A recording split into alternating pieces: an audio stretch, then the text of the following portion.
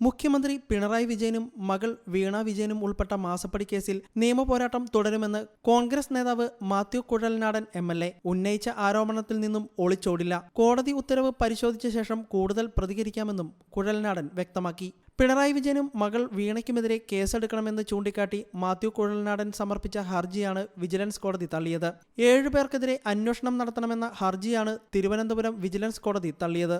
CMRL എന്ന സ്വകാര്യ കമ്പനിക്ക് ധാതുമണൽ ഖനനത്തിനും ഭൂമി കൈവശം വയ്ക്കുവാനും വഴിവിട്ട് സഹായം ചെയ്തതിലൂടെ മുഖ്യമന്ത്രിയുടെ മകളുടെ അക്കൗണ്ടിലേക്ക് മാസപ്പടി നൽകിയതടക്കം ആരോപണങ്ങൾ ഹർജിയിൽ ഉന്നയിച്ചിരുന്നു.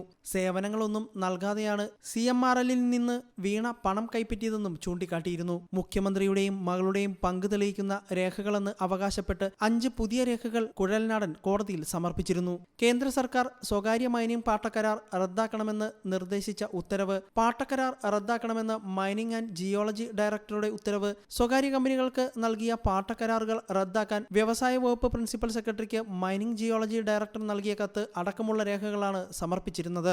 News desk you talk.